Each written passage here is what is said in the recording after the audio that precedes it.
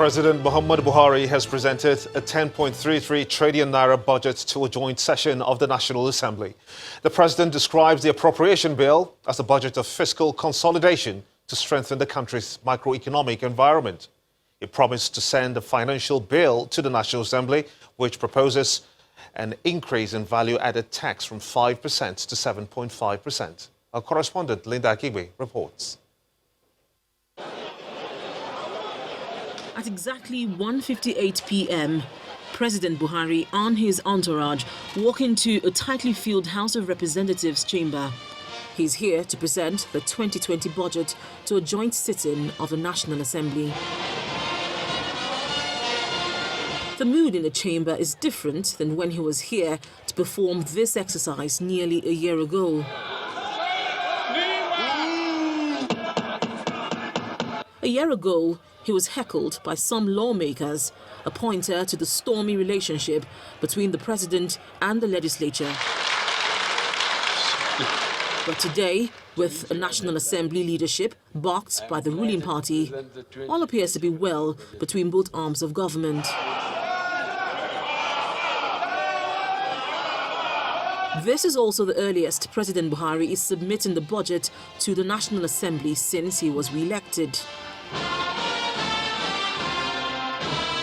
President Buhari launches into his speech, but first he craves the indulgence of the lawmakers. I will start by asking you to pardon my voice. As you can hear, I have a cold as a result of working hard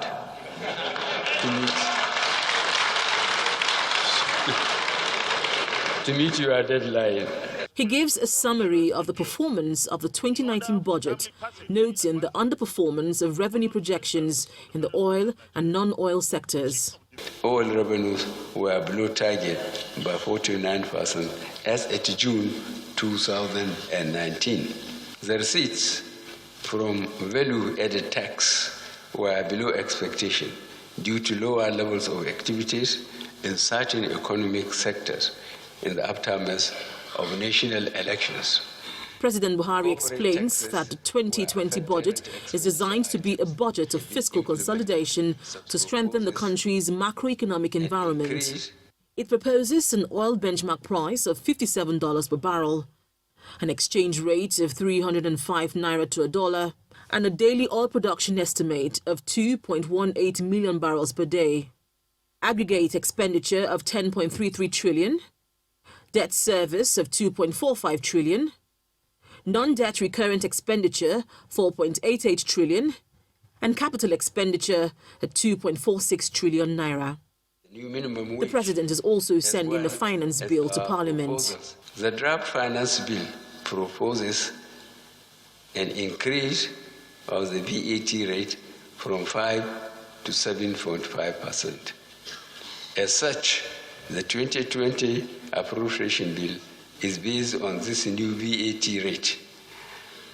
The additional revenues will be used to fund health, education, and infrastructure programs. Heads of government agencies. In his speech, the Senate President promises that the 2020 budget will be passed by the end of 2019, while the Speaker of the House of Representatives pledges to collaborate with the executive.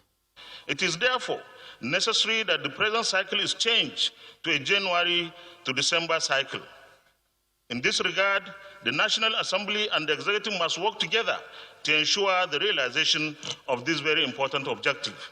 We will hold ourselves in the legislature and others to the highest standards of probity, because to fall short of excellence would be to betray the calling of leadership to which we have all answered. The President and the National Assembly have repeatedly promised that a quick passage of the 2020 budget is a key goal they intend to meet.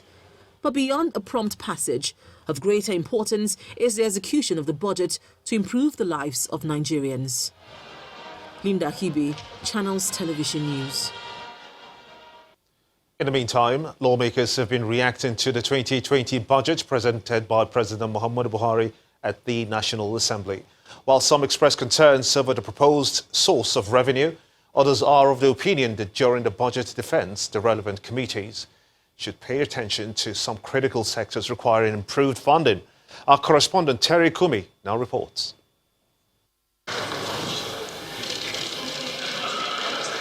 Following a hitch-free budget presentation by President Muhammadu Buhari, when compared to the boos and jeers from opposition lawmakers during his budget presentation in 2018, attention now shifts to the lawmakers who will be responsible for scrutinizing the budget.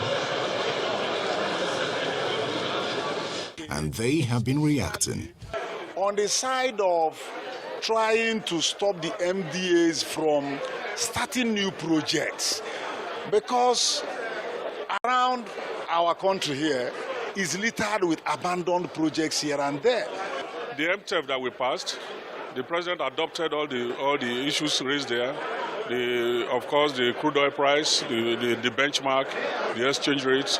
So I think that Mr. President has decided to work with the National Assembly, and National Assembly will work with Mr. President. But are there critical sectors that have caught the attention of the lawmakers, or that they plan to place more focus on during the budget defense process? We shouldn't all be looking at the petroleum sector as the only avenue to augment or to meet up with our budget. We're going to look at other areas like mining and other, like I just mentioned, sports and things like that. We're going to look at it critically. I think 9th Senate is a different parliament. We will be very much interested in what government is spending on education, basic education, and post-primary education, going forward. So these are some of the critical areas that we'll be looking at. The president has taken that challenge from global, the global community, which have always challenged Nigeria to do more in that area. Our human development index is very, very low, and that's an area that we will look into, especially in the budget. We'll look at the issue of insecurity. The president has now obliged the National Assembly by submitting the budget within the time frame which the lawmakers say they require to successfully achieve a January to December budget cycle. Budget defense by the ministries, departments and agencies will now follow. How well these lawmakers will dissect the budget to meet up with their self-imposed deadline of the end of 2019, which is just about 2 months away, remains to be seen. Terry Ikumi, Channels Television News. Away from the budget, the federal government is pledging increased commitments to improving vocational and skills acquisition in the country. This new resolve, according to the Minister of Finance, Mrs. Zainab Ahmed, is targeted at improving National Human Development Index and creating jobs for the youth. Ms. Ahmed was speaking at the end of a 2-day Nigeria Economic Summit meeting in Abuja. Economic inequality in Nigeria has reached extreme levels despite being the largest economy in Africa. Statistics shows that it has an expanding economy with an abundant human capital and economic potential to lift millions out of poverty. The combined wealth of Nigeria's 5 richest men, which amounts to $29.9 billion, could end extreme poverty at the national level, yet 5 million face hunger. How to change this narrative formed the crux of discussion at the Economic Summit. Inequality in outcomes versus inequality in opportunity. I think what keeps people kind of feeling that, look, there's a sense that they, as long as they have an opportunity to, strive if they work hard, that they will enjoy the kind of life they hope for, or that their kids will enjoy.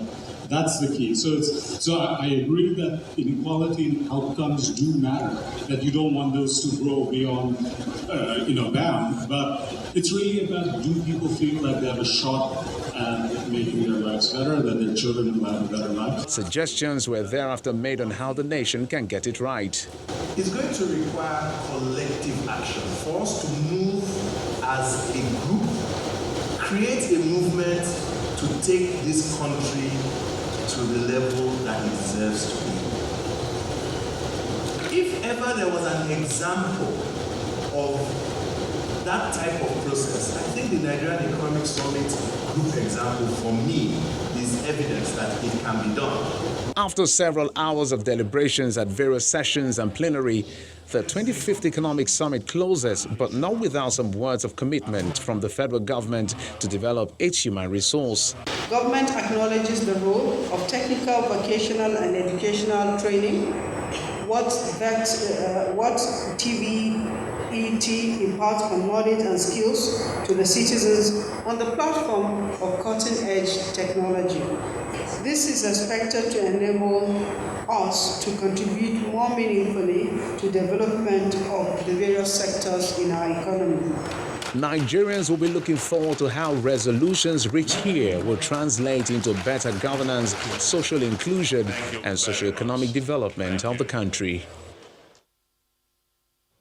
In other stories, the Ebonyi State Governor Dave Umahi is advocating the need for Nigeria to pursue a zero-oil economy beyond diversification to save it from the risk of being vulnerable to a single commodity. Governor Umahi was a guest lecturer at the University of Nigeria 59th Founders Day program tagged Preparing for Tomorrow's Zero-Oil Economy in Ebonyi State.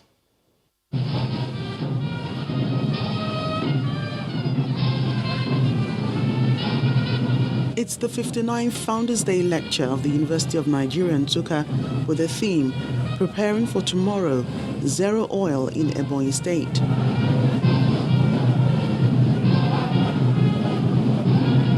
The guest lecturer and the Ebonyi State Governor, Dave Umahi, the Vice Chancellor of the University, Professor Charles Igwe, university alumni, lecturers, students and captains of industry graced this occasion. Professor Igwe sets the tone for the day's event, highlighting its relevance to national discourse. There is no better place to have this conversation than the credo of university education in Nigeria, one that was established with the proceeds of palm oil and not crude oil. It is my desire that some of the required research in policy and innovations can be done here at the University of Nigeria. Guest lecturer Governor Dave Umahi harps on the importance of a zero-oil economy where small businesses can be developed through access to credit, while opportunities should be created in agriculture, textiles, tourism, the creative industry, and human capital development through education, capacity building, and empowerment. As global oil prices crash travel through all facets of the Nigerian economy, Nigeria's oil resources should be used as a down payment to build a robust, diversified export baskets of other products. He concludes with a clarion call for zero corruption while urging leaders at all levels to take up the responsibility of youth development.